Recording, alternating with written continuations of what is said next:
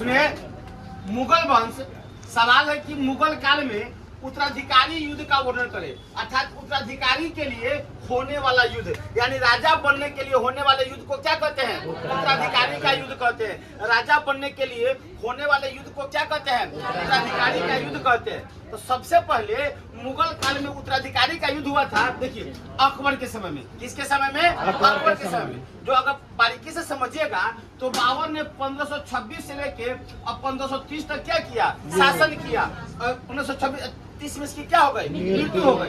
तब राजा कौन बना? हुमायूं। हुमायूं 1530 से लेके अब 1540 तक शासन करता है और 40 के बाद 15 साल के लिए उसे भारत छोड़कर भागना पड़ता है। हम कहानी बताए थे कि हुमायूं को ईरान जाना पड़ता है और 55 में वापस आता है और 56 में इसकी क्या होती है? मृत्यु होती है। लेकिन ठीक ढंग से, बेहतर ढंग से अगर कोई राजा बनता है तो वो बनता है कौन? अकबर। लेकिन जब अकबर राजा बनता है तो अकबर काफी लंबे समय तक शासन करता है। कब तक? काफी लंबे समय तक, लगभग 1556 से लेकर 1605 ईस्वी तक अकबर क्या रहता है? राजा रहता है। इसीलिए लेकिन जो अकबर का बेटा रहता है जिसका नाम रहता है जहांगीर, क्या रहता है? जहांगीर। तो अकबर द्वारा लंबे समय तक राजा रहने के कारण जहांगीर का उम्र काफी ज्यादा हो गया था और जहांगीर को दिल्ली इच्छा था कि हम क्या करें? राजा बने। लेकिन अकबर अविश्वास था, इसलिए राजा कौन था? अकबर ही था।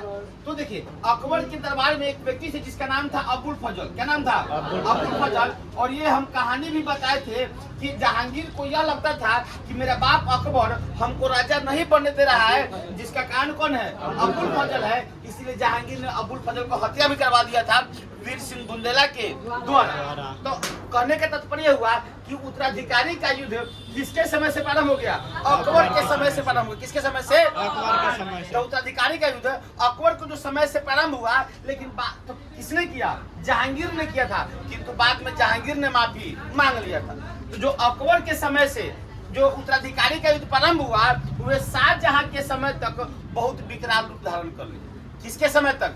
शाहजहां के समय तक एक विकराल रूप धारण कर लिया। अब शाहजहां जिसके 4 बेटा था, पहला बेटा का नाम था दारा शिकोह। क्या नाम था? दारा शिकोह। दूसरा बेटा का नाम था औरंगजेब। क्या नाम था? औरंगजेब। तीसरा का नाम था मुराद बख्श। कौन बख्श? और चौथा का नाम था शाह शुजा। शाह। तो शाहजहां के कितने बेटे?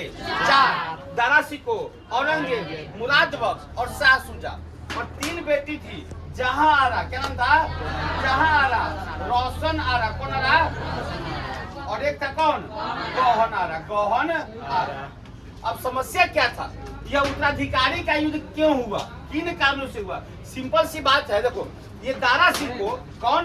दारा शिकोह अपनी बहन जहां आरा के साथ और अपने बाप के साथ, शाहजहां के साथ दिल्ली में रहता था। कहाँ था? दिल्ली में कौन कौन रहा? शाहजहां, 12 बेटा दारा शिकोह और बड़ी बेटी जहां। तो सुनिएगा, ये जो दारा शिकोह था ये काफी बेहतर अनुकूल शासक था, काफी ज्ञान था, विद्वान शासक था। कौन?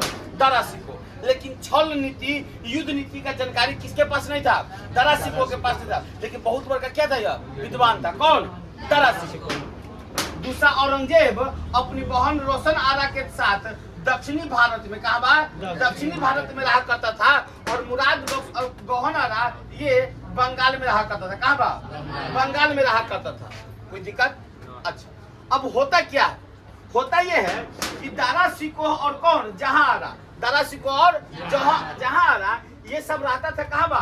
दिल्ली में, केंद्र में। और वहां पर जो दीवाने आम, दीवाने खास, दिल्ली के जामा मस्जिद, ताजमहल, मोती मस्जिद, जितने भी स्थापत्य कला का निर्माण हुआ उसमें सबसे अहम भूमिका किसका था?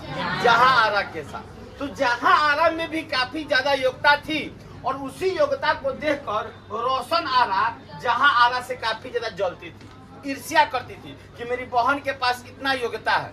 इसीलिए रोशन आरा अपने भाई औरंगजेब को इस दोनों के खिलाफ भड़काती थी कि राजा तुम बनो। राजा क्या बनो?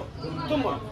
अचानक क्या होता है कि शाहजहां का तबीयत अस्वस्थ रहता है और शाहजहां के तबीयत अस्वस्थ होने के कारण मृत्यु से पहले शाहजहां ने अपने बड़ा बेटा दारा शिकोह को राजा घोषित कर देता। तो राजा कौन बनेगा? बड़ा बेटा बनेगा। तो दारा शिकोह क्या बन दिया? कर दिया, राजा घोषित कर दिया। लेकिन आपको पता है कि मुगल वंश की उत्पत्ति हुआ है किससे? मंगोल से। किससे हुआ है?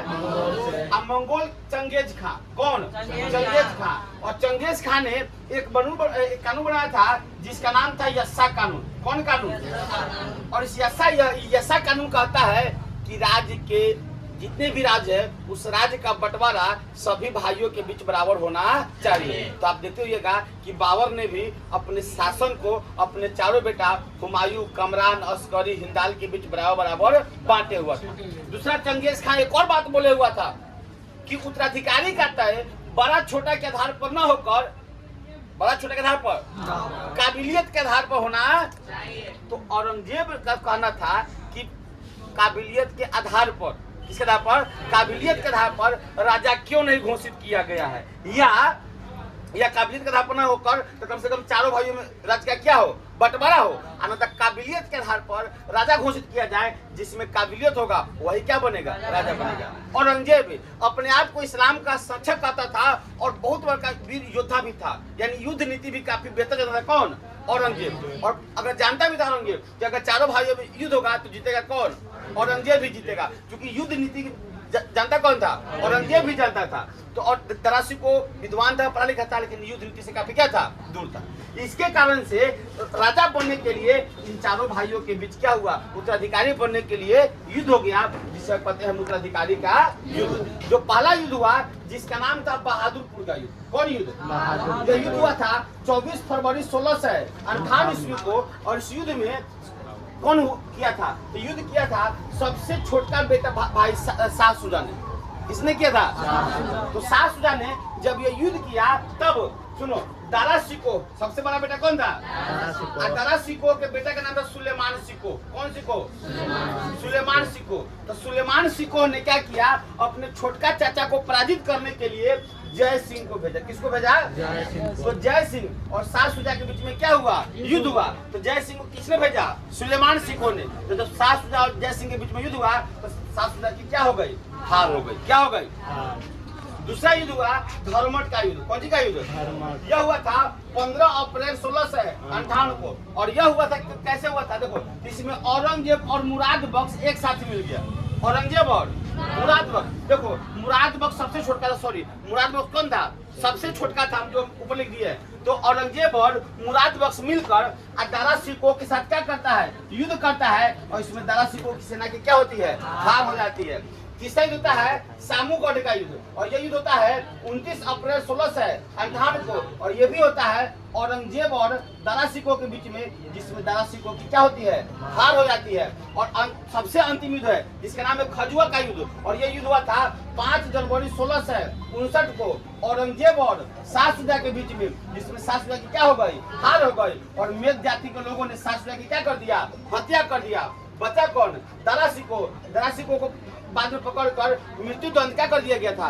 दे दिया गया था। और 1661 में मुराद बख्श की भी क्या कर दी गई? हत्या कर दी गई। सबसे छोटका भाई को, जो औरंगजेब को सपोर्ट किया, किसने? मुराद बख्श ने। तो औरंगजेब ने अपने छोटका भाई मुराद बख्श को भी नहीं छोड़ा और 1661 में मुराद बख्श की भी क्या कर दिया? हत्या कर दिया। और चारों भाइयों में बचा कौन अकेले? औरंगजेब। और उसने क्या किया? राजा बन। कोई दिक्कत? अब